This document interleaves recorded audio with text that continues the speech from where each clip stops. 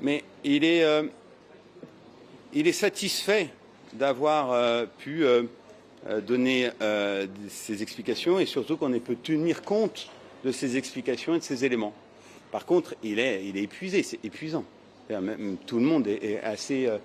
ça consume une énergie très importante, ce type de procès.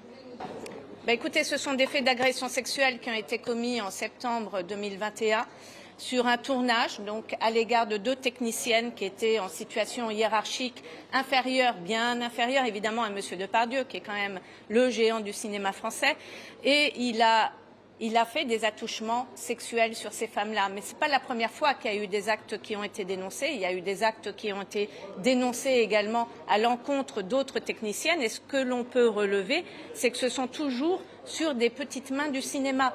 Il y a un rapport hiérarchique, un rapport de toute puissance, en fait, un effet de toute puissance, de domination de Monsieur Depardieu sur ces femmes-là.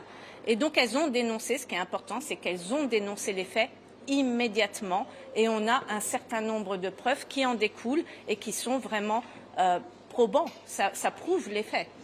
Oui, attendez, je me permets de rajouter quand même parce que parmi tous les arguments misogynes, et je vais pas répondre à tout, j'ai mieux à faire, mais il y a quand même quelque chose que j'ai entendu à l'instant, c'est qu'il était question soi-disant de croire, en fait, croire les victimes, c'est quelque chose de politique.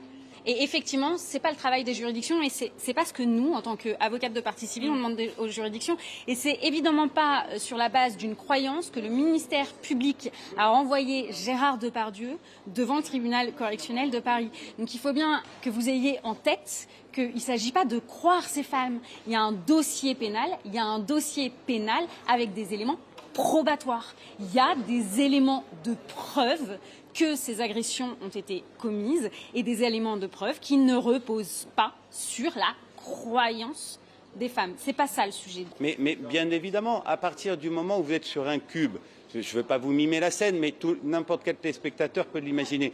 Vous êtes sur un cube, c'est-à-dire sur un tabouret, les jambes écartées, vous parlez à quelqu'un, la personne est devant vous, elle est entre vos jambes, elle est face à vous.